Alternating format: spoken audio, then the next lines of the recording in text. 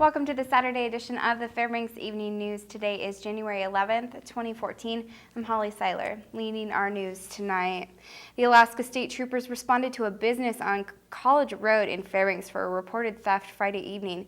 Troopers revealed 39-year-old Benjamin Finkel of Fairbanks took $780 worth of merchandise from the business without paying. A warrant to search Finkel's home was issued, from which they recovered several of the stolen items. Finkel was arrested for theft in the second degree and was taken to the Fairbanks Correctional Center without incident.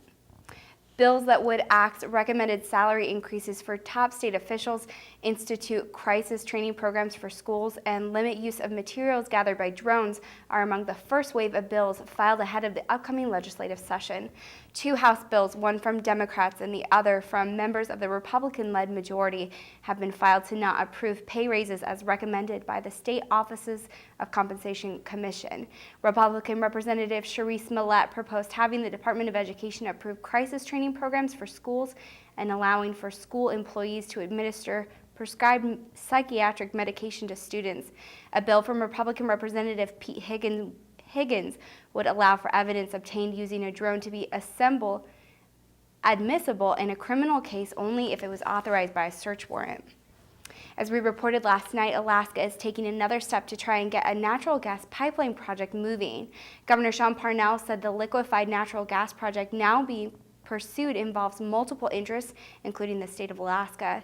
TransCanada would still be a part of the deal, but not the lead, as it would have been under the Alaska Gas Line Inducement Act. Those involved say they will have to go slowly to ensure that it's done right. This is a very carefully considered and measured step forward, and we're not going to get all the way there on a project this big and this complex in one single step, in one flash. It's going to take a series of steps, and this is one of those. Anytime you see movement, that's good, but you want to make sure that the documents that actually get developed are good for Alaskans, return a decent economic return to them, and work for everybody. U.S. Senator Mark Begich co-sponsored an amendment yesterday reversing the 1% reduction to annual cost of living increases for military pensions. The decrease will impact more than 4,500 retired Alaskan veterans when the cuts go into effect in December of 2015. Begich said both the amendment and the bill replace the $6 billion cost savings from the COLA decrease with over $6 billion in revenues that will be generated by eliminating tax loopholes for offshore corporations. Begich says targeting other military retirees for budget cuts is unnecessary and unacceptable.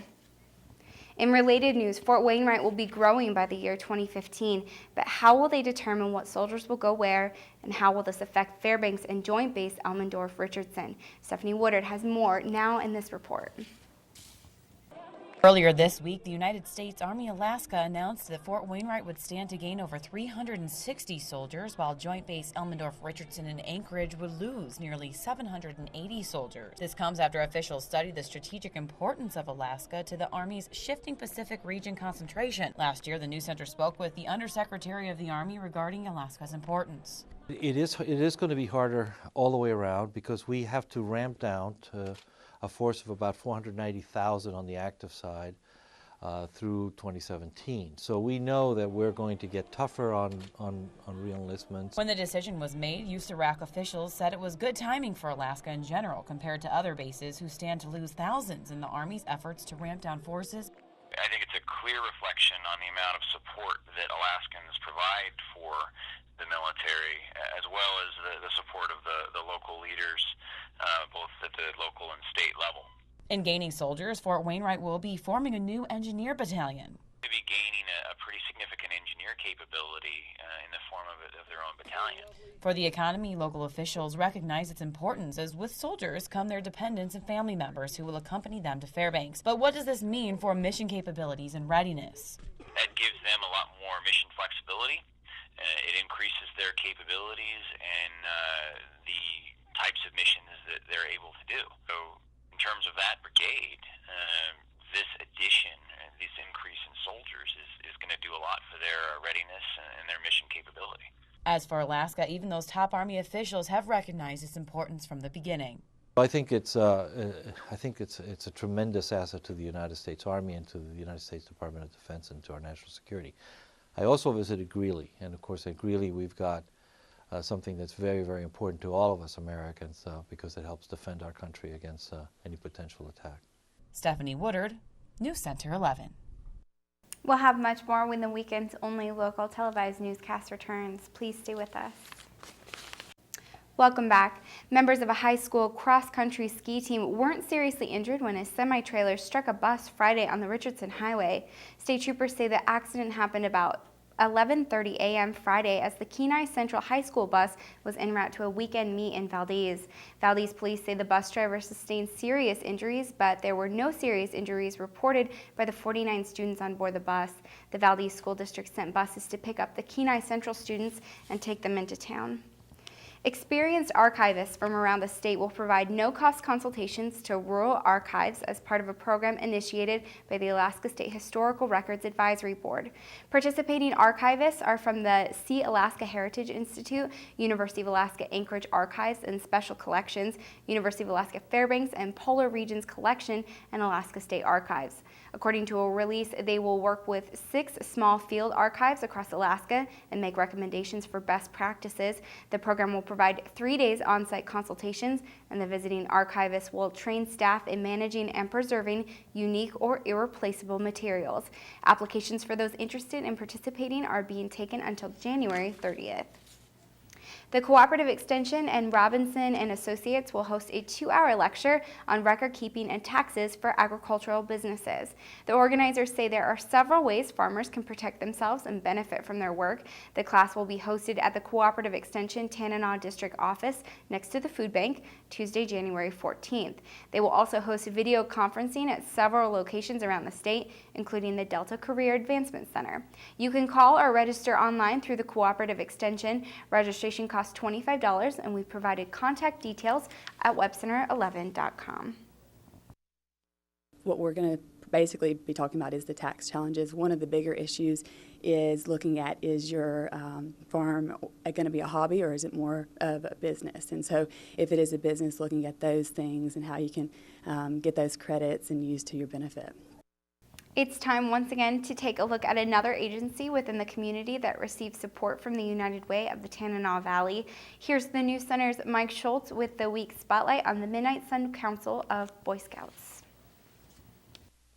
The Boy Scouts of America were founded nationally in 1910.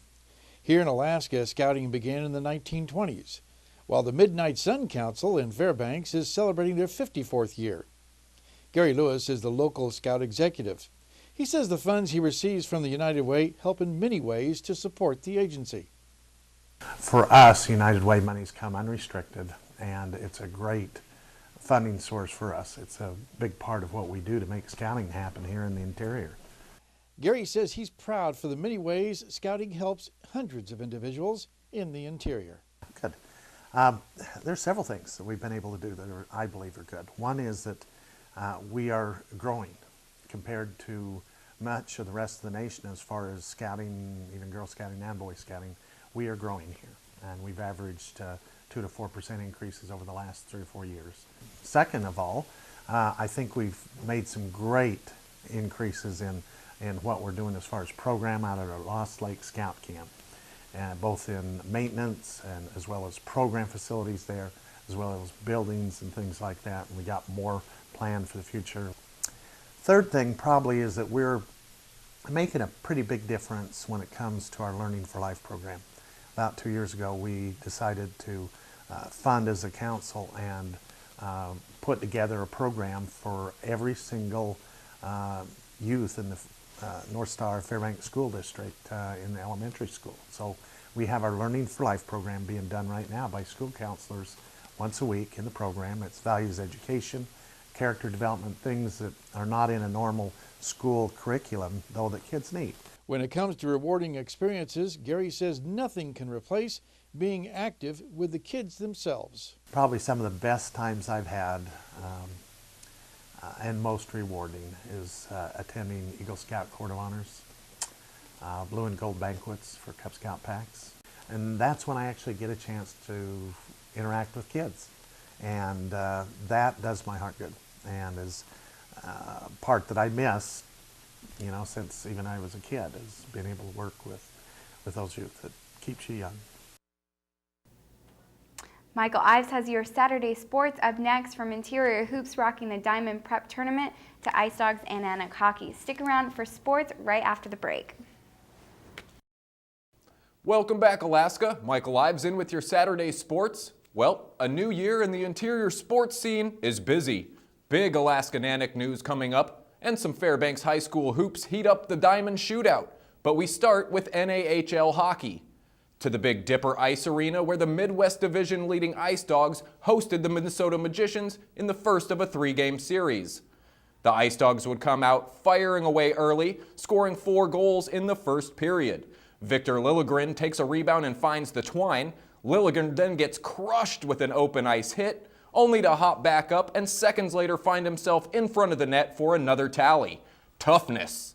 Doogie Lagrone gets in on the action with a gorgeous one-timer. A Magician's blue line turnover is buried by Brett Gervais, and a nice pass from behind the goal finds Lonnie Clary, who celebrates as the Dogs take a 5-0 lead early in the second period. Minnesota would finally get some offense going on the Johnson redirect goal and a puck that sneaks into the Ice Dogs net. And that made everyone mad. So they fight about it. Gloves off, Clary into a tussle. The Magician comeback effort, unfortunately, for them, too late, as the Dogs go on to win this one 6-5. Game 2 of this series is at the Dipper tonight. We were up 6-0 and played a little sloppy, let them come back, but we just got to battle hard tomorrow night and not let that happen again. It was home ice domination for the Bowling Green Falcons last night against the Nanooks in Ohio. Alaska would muster only 16 shots on goal in a 3-0 shutout loss to the Falcons. The win gives Bowling Green goalie Tommy Burke his 3rd shutout of the season, and the Falcons stay smoking hot with their 4th win in a row. For the Nanooks, the loss is a bad start to an all-important 2-week road trip. The shutout by Bowling Green also marks the first time the Nanooks have been held scoreless in a loss since February of last year. While Nanook hockey stumbled a little bit, the cross-country ski team is making waves at the U.S. Nationals. 2 skiers from the men's side have qualified for the quarterfinals of the 1.5K Classic Sprint. Nanook Juniors Jonas Loeffler and Logan Hahnemann will both compete as they find themselves in the top 30 of a 94-man field. On to the women's side, Nicole Baith is proving to be one of the best up-and-coming skiers in the country. Only a freshman, Baith won bronze in the 1.5K Classic Sprint and was only 2.5 seconds behind the champion. She was the top finisher among NCAA participants and was the 2nd American across the finish line. Baith qualified for the U.S. team at the World Junior Championships later this month. The Prep Diamond Shootout started with 8 teams just a couple of days ago. Only 2 interior teams were represented in that group. Tonight, however, those 6 teams will be sitting and watching the Monroe Rams and the West Valley Wolfpack bump heads for the tournament title. Fairbanks hoops domination. Joe Cook is on location and sums up last night's action. In the first semifinal game, it was Monroe against West, a rematch from December's game where Monroe won 75-45.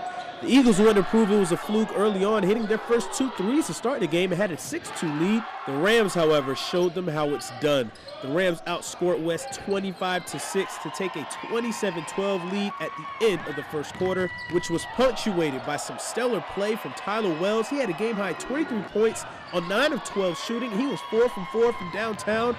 And this throwdown from Scooter Bynum, he had 19 points and 8 boards. Monroe fans in the building, and they love it. And you won't believe these numbers. Monroe shot 87% from three-point range, going 14 for 16. 5 different players had at least one trifecta. They finished shooting a blistering 64% from the field. They were just unconscious, hot, in the zone, all those shooting adjectives. And Monroe proves it wasn't a fluke and beats West by 30 for the second time, 88-56, the final. We got to the free throw line. We didn't shoot it particularly well, like percentage, but we got to the free throw line. That's always great when you're on the road. And it's great to shoot the lights out when you're on the road too. And we just want to tell everybody that we're a team out of Boyle Hall too. So That's what we're trying to do. We're trying to win it all.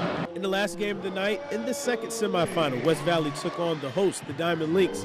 The Wolfpack were coming off a big comeback win over Grace, and it carried over in the first quarter as the Wolfpack led 15-5 at the end of the first. Daniel Hornbuckle had 8 of those points, setting the tone early. He finished with 10. The Wolfpack stroked it from downtown, especially Taj Washington. He hit 5 tray balls and had a game-high 19 points. Tyrese Washington and Jordan Rodenberger also hit threes as well. The Wolfpack defense was honed in, holding the Lynx to 13 points in the first half. They led 34-13 at the break. The Lynx had no scores in double figures. Zach Deloney had a team-high 8 points. Diamond couldn't do much else in the second half, and West Valley handles business with a 57-36 win over Diamond, punching their ticket to the championship game where they'll face fellow Fairbanks team, Monroe. Lets people know that Fairbanks basketball is to be reckoned with. So that's great. Coach O'Shannon's got a great team over there, man. So, and we feel like we're pretty good too. So it's always nice to be able to come to Anchorage and beat up everybody. So that's pretty good. Fairbanks has invaded Anchorage. It will be an all-interior final as both Fairbanks teams, Monroe and West Valley, will meet in the championship game of the Diamond Prep Shootout. It'll be the first meeting between these teams all season. For game updates, check webcenter11.com. And for full highlights, join me on Monday for the weekend recap. I'm Joe Cook, KTVF 11 Sports. Whoa. How about Scooter Bynum with the Springs, dunking away on those Anchorage fellas? Well played, sir. Catch Joe Cook right back here on Monday with your full tournament and weekend sports wrap-up. And congratulations to all you Alaska Seahawks fans. Seattle Seahawks moving on to the NFC Championship game. That'll do it for sports tonight, folks. For more KTVF sports, you can log on to Twitter, YouTube, webcenter11.com, or download our mobile app. Keep on keeping on, Alaska. Holly Seiler has your full weather forecast coming up next, and we'll catch you next time. Mike ran off to hockey, so I'm on the desk by myself tonight. So we're going to get right into weather. Here's the almanac for January 11th. It shows a normal high of 1 degree and a normal low of 17 below. The record high was set on this day in 1940 at 37 degrees, and the record low was set in 1906 at almost 60 degrees below zero. The sun rose this morning at 10:37 a.m. and will set tonight at 3:24 p.m. It's going to give us 4 hours and 47 minutes of daylight, a 5-minute gain since yesterday. Here is weather around the state today. Clouds are moving over Fort Yukon. Barrow is feeling some light snow. It's clear in Nome. Sunny skies are shining over a very cold day in Fairbanks. It's clear in Healy. Juneau will see some scattered snow showers today. Ketchikan is cloudy. It's sunny in Bethel. There's a chance of snow in Cold Bay. Kodiak will also see snow showers with accumulation up to 1 inch. Homer is seeing sunny skies today. It's mostly cloudy in Valdez, and it is partly cloudy in Anchorage, highs in the low 20s. On to our friends in the lower 48. There's an active severe wind advisory in Seattle today with highs in the low 50s. Las Vegas is cloudy with highs in the low 60s with light wind. Denver is also cloudy with highs in the high 50s. There's a heavy fog expected in Minneapolis today with 20-mile-per-hour winds and highs in the low 30s. Atlanta is seeing an active flood warning with increasing clouds and showers expected throughout the evening, highs in the mid-60s for them. New York is seeing an active high wind advisory paired with an aerial flood watch.